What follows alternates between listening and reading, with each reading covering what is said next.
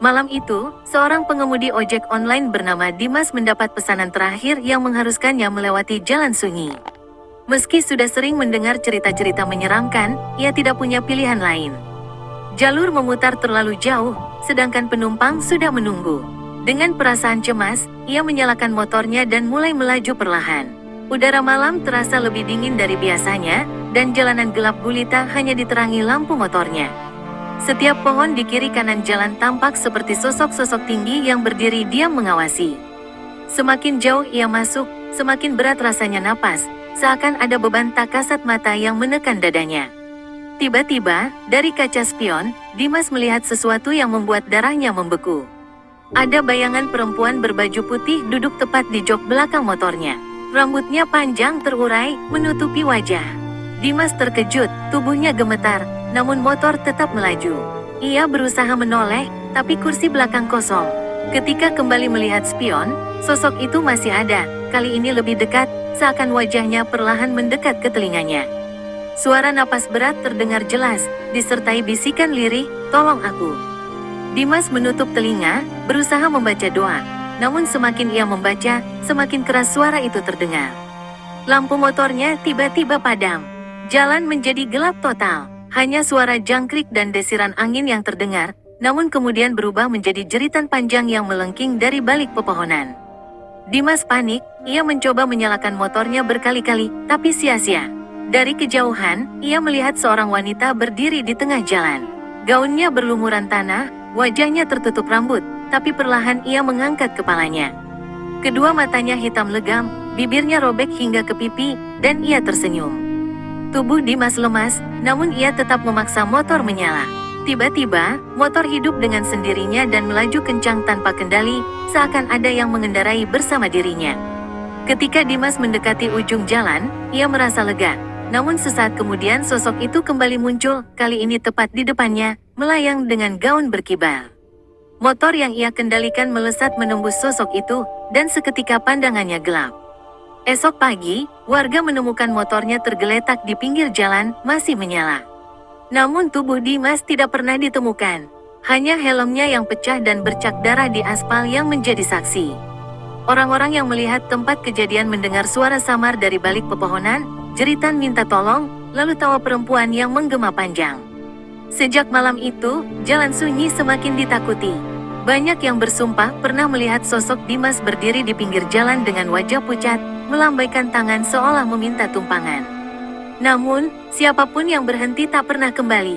Jalan itu kini bukan sekadar jalur angker, melainkan gerbang menuju dunia lain yang haus akan korban. Dan setiap kali ada yang melintas, mereka selalu diingatkan dengan bisikan dari kegelapan, "Kau berikutnya." Kabar hilangnya Dimas membuat geger dua desa yang dihubungkan jalan sunyi. Warga sudah lama pasrah, namun kali ini, keluarga Dimas memohon pertolongan seorang paranormal terkenal bernama Ki Jatmiko. Pria tua berambut putih itu dikenal mampu berkomunikasi dengan makhluk halus dan sudah sering diundang untuk membersihkan tempat-tempat angker. Malam itu, dengan membawa dupa, botol kecil berisi air doa, dan sebilah keris pusaka, Ki Jatmiko memutuskan menelusuri jalan sunyi. Warga hanya berani mengantar sampai batas jalan, sementara ia melangkah seorang diri, wajahnya tenang meski udara malam terasa berat dan mencekam. Begitu ia memasuki jalan, suasana langsung berubah. Angin berhenti berhembus, suara jangkrik lenyap, dan udara menjadi dingin menusuk tulang. Ki Jatmiko menyalakan dupa, asap tipis mengepul, lalu berdoa dengan suara rendah. Tak lama kemudian, terdengar suara langkah kaki dari belakang, lalu suara wanita menangis yang semakin lama semakin keras. Dari kabut tipis yang muncul di antara pepohonan, sesosok wanita bergaun putih perlahan melayang mendekat. Rambutnya terurai panjang, wajahnya pucat penuh luka, dan matanya hitam menatap tajam. "Pergi, ini jalanku," suara lirihnya menggema, membuat bulu kuduk siapapun yang mendengarnya berdiri. Namun Ki Jatmiko tetap tegak berdiri, menancapkan keris ke tanah sambil membacakan ayat suci. Tiba-tiba, seluruh jalan dipenuhi bayangan hitam. Ratusan arwah bergentayangan muncul, berwajah kosong, tubuh mereka melayang mengelilingi beringin besar di pinggir jalan. Jeritan mereka mengguncang telinga, seakan ribuan jiwa menuntut pelepasan. Di tengah kerumunan, sosok Dimas tampak berdiri, wajahnya pucat, matanya kosong, seolah terikat oleh kekuatan yang lebih besar. Ki Jatmiko menyadari, jalan sunyi bukan sekadar angker biasa, ia adalah tempat terkutuk, sebuah gerbang yang mengurung jiwa-jiwa korban kecelakaan, dipimpin oleh roh perempuan yang mati tak wajar saat jalan pertama kali dibangun. Ia bukan sekadar arwah, melainkan penjaga yang haus tumbal baru. Dengan suara lantang, Ki Jatmiko mencoba membebaskan jiwa-jiwa yang terikat. Ia memercikkan air doa, asap dupa mengepul lebih pekat, dan cahaya kerisnya berkilau menembus gelap. Arwah-arwah berteriak, sebagian mulai menghilang, namun sosok wanita itu menjerit marah. Tubuhnya melayang tinggi, wajahnya berubah mengerikan, mulutnya terbuka lebar hingga telinganya, lalu ia berusaha menerkam Ki Jatmiko. Benturan dahsyat terjadi, suara seperti guntur menggelegar di langit, membuat pepohonan bergetar hebat. Cahaya menyilaukan memenuhi jalan, lalu hening kembali. Saat warga datang keesokan harinya, yang mereka temukan hanyalah keris Ki Jatmiko tertancap di tanah, dengan dupa yang sudah padam.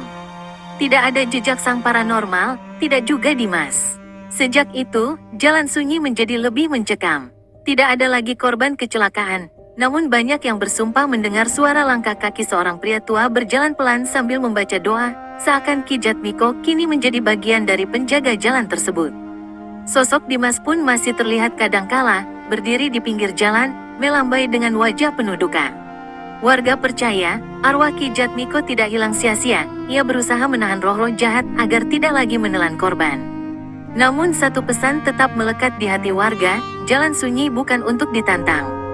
Siapapun yang melintasinya dengan hati sombong, pasti akan dipanggil untuk bergabung dengan jiwa-jiwa yang terperangkap di dalam kegelapan abadi. Dan inilah misteri jalan sunyi yang hingga kini masih menyisakan tanda tanya besar. Apakah benar Ki Jatmiko berhasil menahan roh-roh jahat itu, atau justru ia sendiri kini menjadi bagian dari mereka? Tidak ada yang tahu pasti.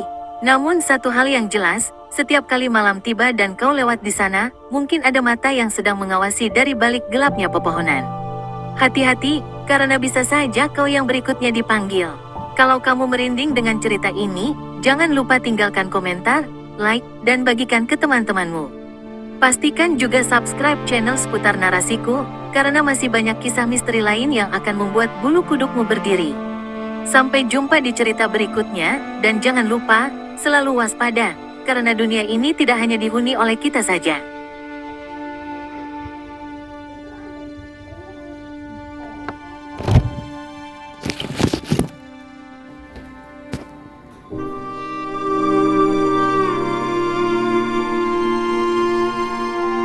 Thank you.